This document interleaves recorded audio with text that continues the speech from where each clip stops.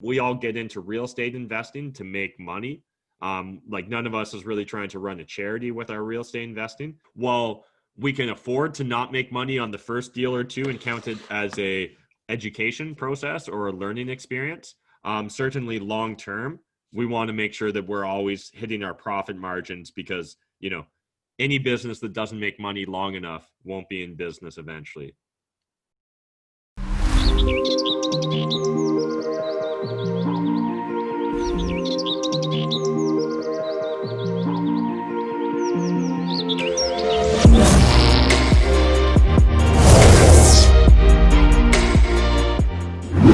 What is up, YouTube? Matt McKeever here for another episode of Deal Destruction, and really excited today because we're actually going to be looking at a property in Quebec with Antoine. Hey, how's it going?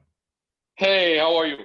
I'm doing good. And so first, appreciate you agreeing to jump on today's Deal Destruction. And before we start looking at the deal that you're considering that's kind of in the Montreal, Laval area, what's been your experience to this point with real estate investing? Well, I discovered the realtor website through your channel, and I went through the whole Quebec place with the price and everything in the multifamily, and I seen a few of them. So this is like my second one that I'm really interested in. The first one, the person it seemed to be not interested. But it was not with a realtor this time around. The second time I have two realtors. And she's working with me, I guess. Wafa, she's a great girl. I have her card over here.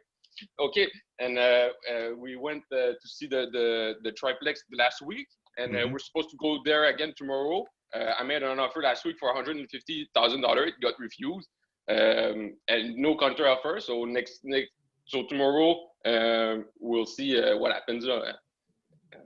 Okay, so you've actually got a bunch of great information here. So the first thing I'm going to do is just kind of skim through the photos because that's what I always love to do. But feel free to talk about the property or kind of what your plans are with it just as we're going through. You will see it's quite a property. It's the tenants seem to be they seem to be bad tenants. The guy that's selling it is a Russian guy. He doesn't seem to care about the property. He just had it for a long time. That's what I've been told. Now he's looking forward to sell it. Okay. And then is this just going to be a buy and hold investment for you, or you consider house hacking? Yeah, I would like to house hack. Maybe there's one unity that will be available. So once it's available, I might be looking for a friend to be with me in the place. But I'll rent out the other two unity. And as you can see on the last picture, there's like a bachelor that's not conforming. That's not essential conforming, so it doesn't have an address or what. I could create a place. Okay, so it's 3 units, and then there's also a non-conforming bachelor. Is that 4 total, or is it 2 plus 1? Well, actually, the house is built like a normal house. Like on paper, it's a normal house, but in the city, the Blainville, it's just up north of Laval. So it's Montreal, Laval, Blainville. It's correct with the municipality, so it's being taxed as a triplex. Okay, and then there's 3 total units. Correct. Okay. So A, B, and C.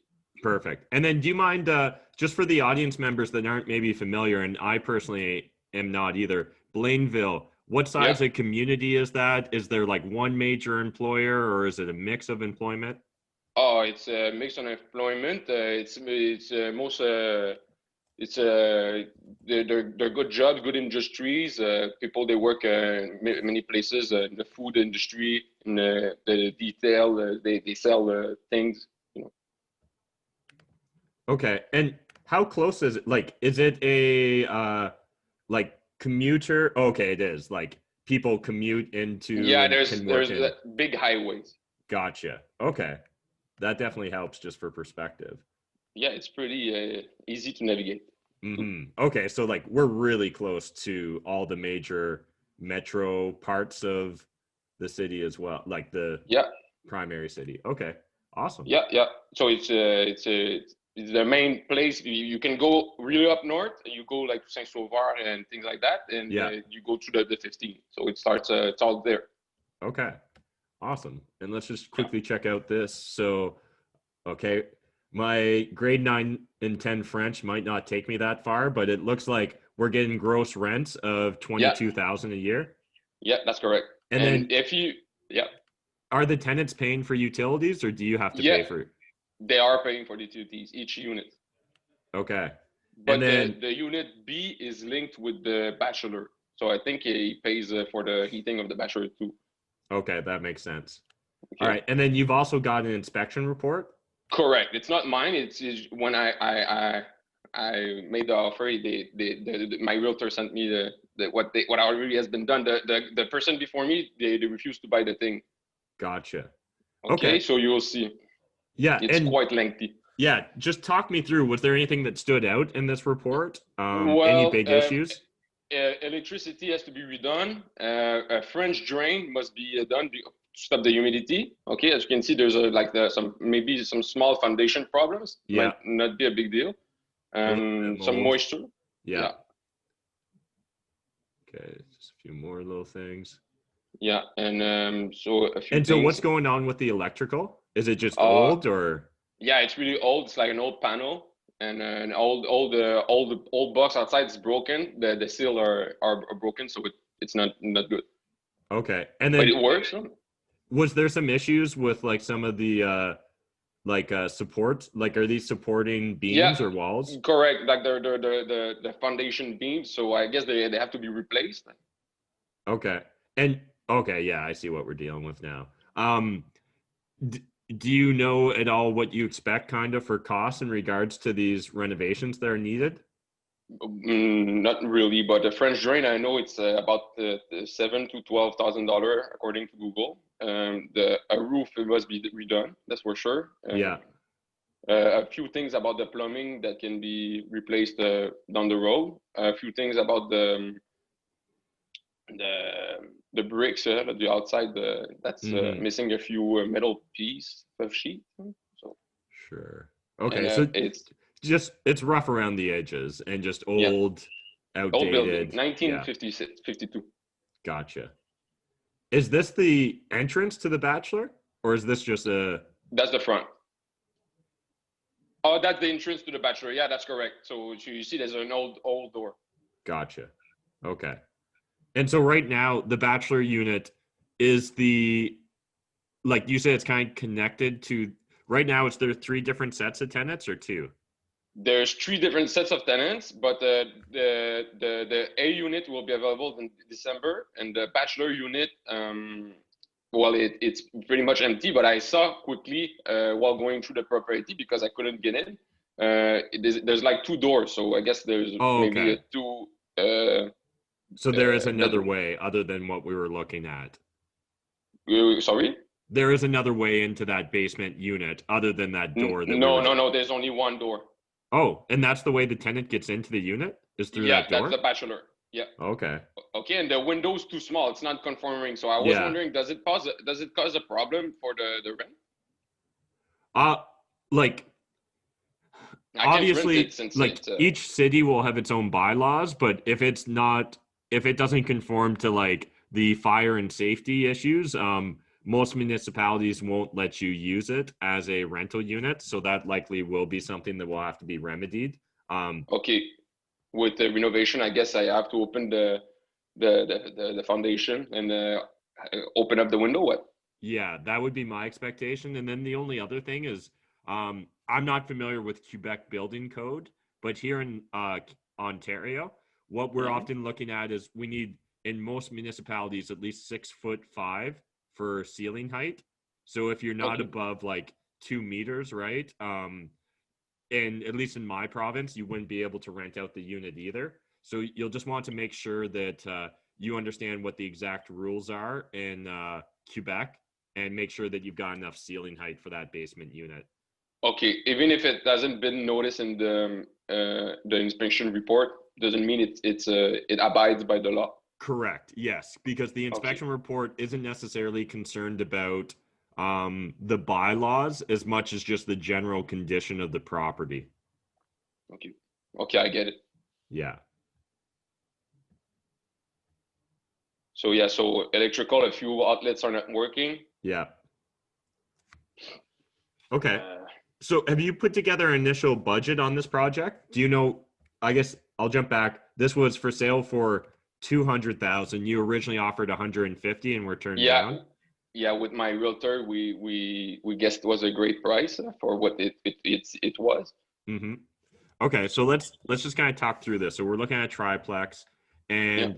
and 150 didn't work. What's the next offer you're planning to make, or how are you planning to proceed with the negotiations?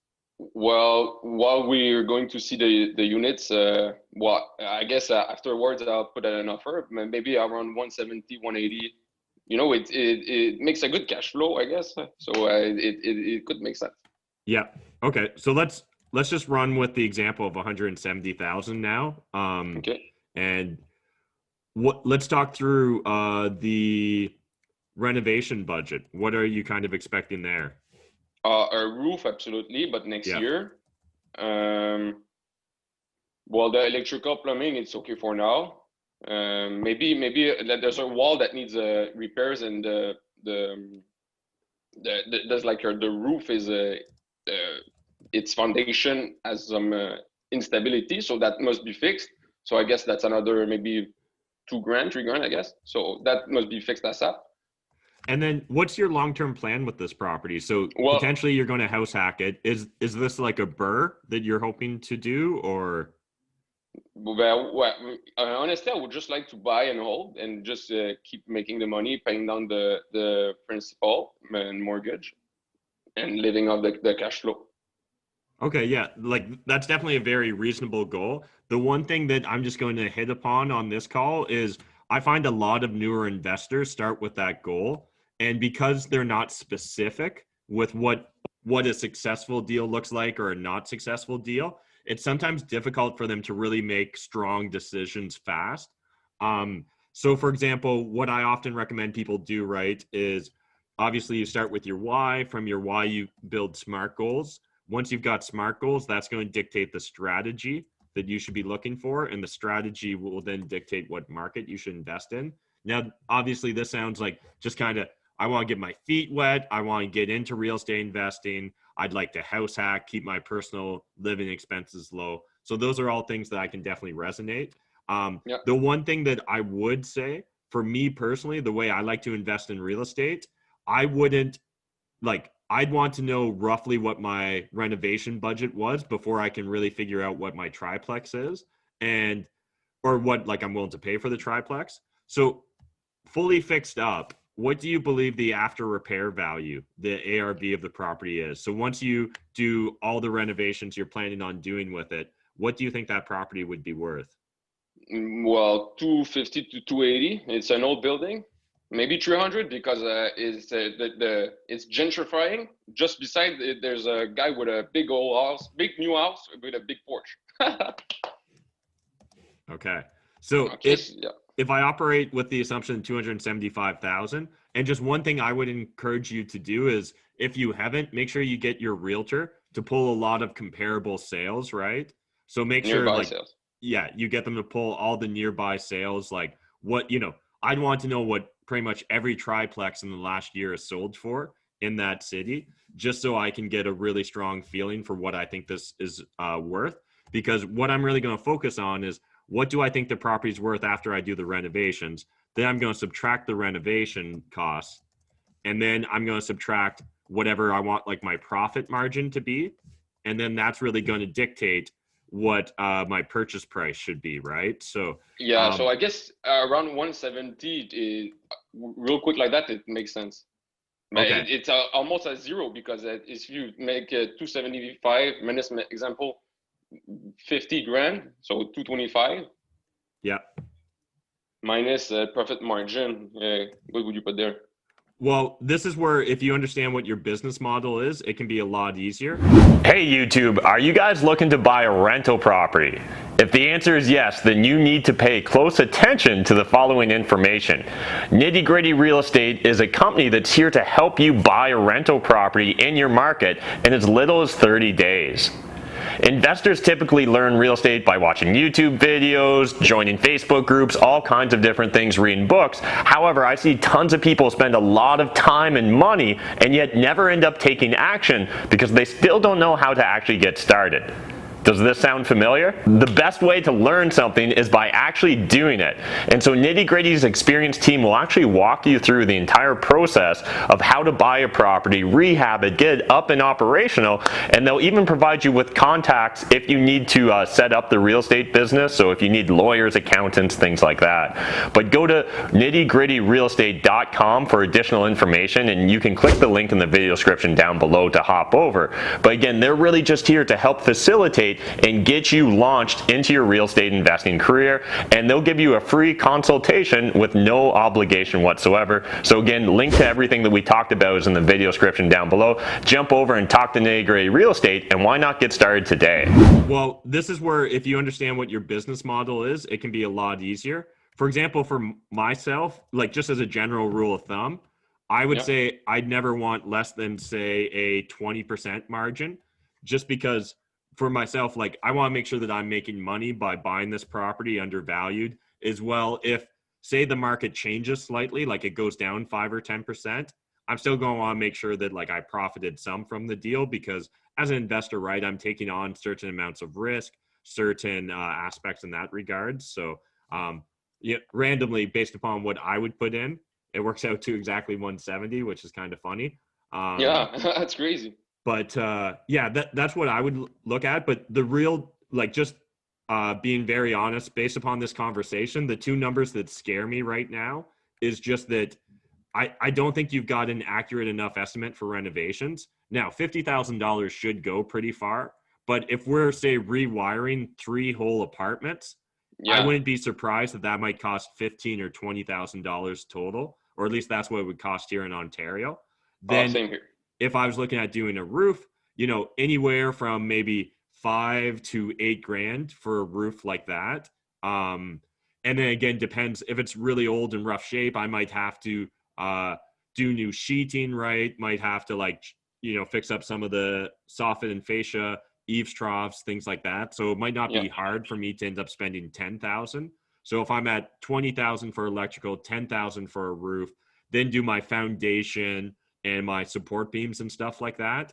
I don't really know. It really depends upon the scope of the work. But you mentioned a French drain, you know, those aren't that cheap. So again, wouldn't be hard to spend 5 to 10 grand easily doing those renovations. So now we're kind of at 40,000. And then what cosmetics do I want to do, right? Like, am I changing all the flooring? Am I painting all the units? Am I putting in any new kitchens? So that's just the one thing I'd really want you to get clarity on. So I would want to dive deep. Dishwasher. Yeah, all those random costs, right? Just knowing exactly what that looks like. So deep dive into that, and then make sure you've got all the nearby or comparable sales in regards to other triplexes. And if you find out that, let's say there's just not a lot of triplexes that have sold in the last year in that market, in that city, then what I would do instead is I would try and look at what like duplexes or fourplexes have sold for, and I would view them kind of on their per unit basis. So let's say you notice a lot of duplexes are selling for 150,000 in this city. Well, I would then draw the conclusion that a unit is worth maybe about 75 grand, right?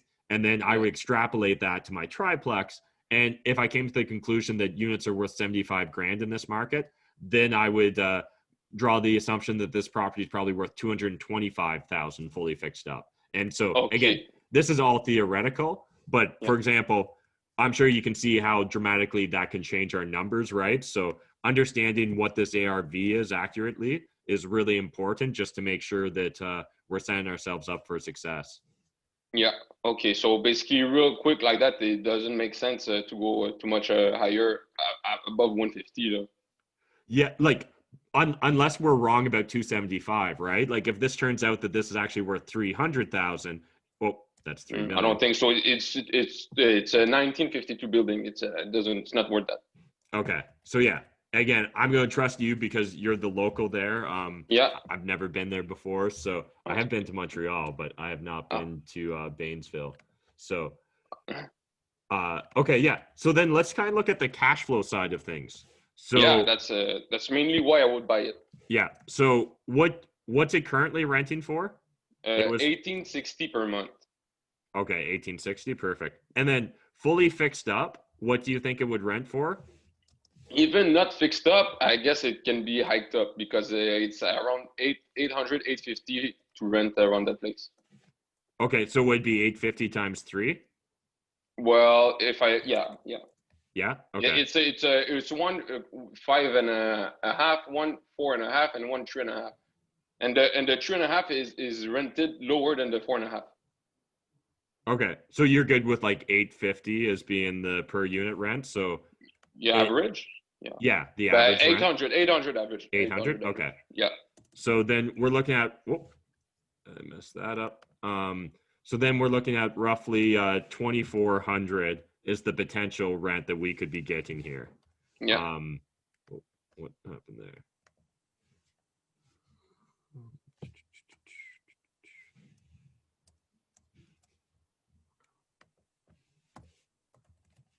Okay. And then for expenses, what are we looking at? You said the tenants right now are paying their own hydro, right? So are Yeah. you paying for water and heat? No. They're paying for water and heat as well, so you don't pay for any utilities? Well, water is paid in the municipality taxes. Okay. So The heat they're heating with the resistance board. okay, so it's through their electrical bill. Gotcha. Yeah. So what is the property taxes? 3260 per year. Okay. All in all, school, municipality. Everything. Yeah. Gotcha. So about $271 a year. So if we're not paying any utilities, we're paying taxes. Do you know roughly what you think insurance would cost for this property? Yeah, 1,150. Okay. Perfect. And then for like repairs and maintenance, property management, and bad debt, do you have numbers that you were going to use there, or Yeah, well, for the what's the first one? RNN? repairs and maintenance? So just Oh, kind that's of it. yeah. Yeah, it's like 12% per year, so 2,200. Okay, perfect. Yeah, I love that. So, So and it's an essentially, old house. yeah, so kind of 1% per. Oh, I guess actually no, I did that wrong. So 12%. Yeah. Um. And this one really applies because it's an old house. Okay. And then property management. I'll do my own for this one. Sure. And so I think still though in general, just as a real estate investor who's getting started, even if we're going to manage the property ourselves, I think it's smart to always put in a property management fee into our numbers because ideally someday you want to grow so large that you don't want to necessarily do the property management, right? Or you may just decide someday you don't like the hassle of being a property manager. So I normally recommend people anywhere between 5 and 10% per month of the gross rents for property management. I don't know what it is in Quebec, so maybe just go with 8%. Does that make sense? Yeah, 7 or 8% seems fine.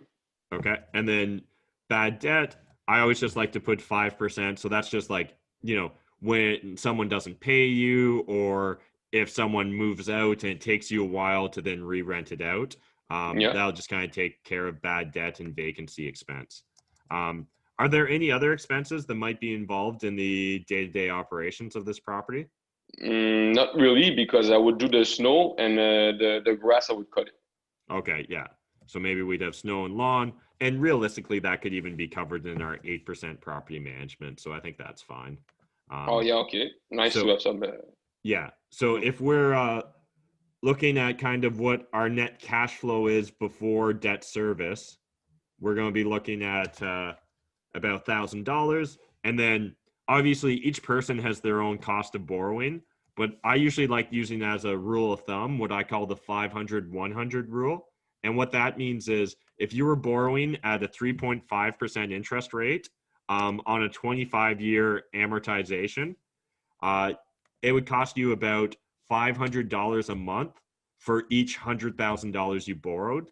So in this case, for example, if we were buying at 170, right, we'd be looking at doing probably an 80% loan to value. So you'd be borrowing about 136,000. And then from that, we can essentially just divide it out and determine exactly what our expected monthly mortgage payments are. So in this case, what I would put down as my assumed mortgage payment is going to be that $680 a month. So once everything's done, then kind of as is, what my expectation would be is that we'd be cash flowing about $350 a month. Now, realistically, you're probably going to cash flow a bit more because you might not be paying property management. You might not have bad debt. Maybe you can keep the repairs and maintenance a bit lower. But I still think it's always important to just factor that in, because it can be really easy to find yourself after 5 years of building up your portfolio. And if you haven't factored in property management fees into your business model, what ends up happening is you've essentially just built yourself a full-time job rather than really building your financial freedom. So then if we're looking at, the market rent conditions, your net cash flow looks very good, factoring in that. So yeah, overall, this seems like a interesting triplex. This is definitely the sort of type of property I would have looked at, 5-10 years ago when I was first getting started. I really like buying, these more unique properties, right? They're a little bit older, they're not purpose built, but because of that, it means a lot of other investors won't consider buying them because they just want the safety of something that was purpose built, turnkey. So yeah, I think this is an interesting property. My biggest concerns would just be making sure you really understand what those renovation costs are going to cost you. So if you don't have and maybe you feel very confident in estimating renovation costs, maybe you don't. But for anyone that's watching this video that maybe isn't sure about how they go estimating the cost of renovations, what I would personally do for this type of property is I wouldn't be afraid to pay a contractor their hourly rate and just have the contractor walk through and give me a quote on what they expect the cost would be. Because what I really am looking for is a relatively detailed, itemized quote that's just going to break down for me, how much is it going to cost to, put in a new door? How much is it going to cost to replace the roof? How much would it cost to redo the electrical? And while that quote isn't, written in stone, they're not necessarily forced to do the work at that cost. It's at least going to give me a relatively accurate ballpark number that then I can kind of plug into my spreadsheets just to make sure that my estimate of, say, $50,000 is on the money. So it seems like a good deal for you? Yeah, assuming these two numbers are right, I think as long as you can buy it for 170 or less, I think it makes a lot of sense based upon what you told me is your goals as an investor. And again, if it turns out that either of these numbers is off, I would just adjust it accordingly, right? So if it turns out that renovations are actually going to be 60,000 once you get a contractor to walk through, or once you just sit down and sharpen your pencil and spend a bit more time, then I might be looking at 160. But the nice thing is we have built in a 20% margin here. So if you end up worst case scenario, let's say you buy it at that 170 and instead, so I'll just put out this kind of scenario here. So we'll call this scenario W for worst case. So in this scenario, let's say we ended up buying this property for 170 and we spend even $65,000 in renovations, and then we wanted our $55,000 in profit margin. And let's say it turned out that this property was actually only going to get an ARV of $250,000. Well, at first you might look at it and be like, ooh, that doesn't look good. Well, that's because there's one too many zeros there. But when you're looking at this and seeing the sum here, it may at first feel like you're underwater on this deal. But again, we're actually not, just because we built in a profit margin. So in theory, you would have to be off by assuming you buy it for 170 in this scenario, you'd have to be off by $55,000, right? Before you're really losing money. But at the same time, we all get into real estate investing to make money. Like none of us is really trying to run a charity with our real estate investing. So it's also important that we understand that, you know, while we can afford to not make money on the first deal or two and count it as a education process or a learning experience, certainly long term, we want to make sure that we're always hitting our profit margins, because, you know, any business that doesn't make money long enough won't be in business eventually. Yeah, it absolutely makes sense, because I'm paying $400 per month rent right now. So if I can get in and repair the thing, build some equity, rent the other place, and make a small margin, cash flow, I'm a good guy. I'll be happy. Awesome. Love it. Well, best of luck. Really excited for you to check out the property. And if you end up buying this, make sure you reach out again, because I would love to do a follow-up video once you've become a landlord. Yeah, that would be great. Awesome. And then before we wrap up, Antoine, if people want to follow along with you, are you on social media? Do you feel comfortable sharing your social media? Well, not really. I'm not really on social media, but I have a Twitter, AA Antoine Gagnon. Okay, awesome. We'll make sure we throw in the video description down below. And again, keep us abreast if you end up buying it. Okay. Thank you so much, Matt. I love the channel. Thanks, Antoine. Bye. Bye.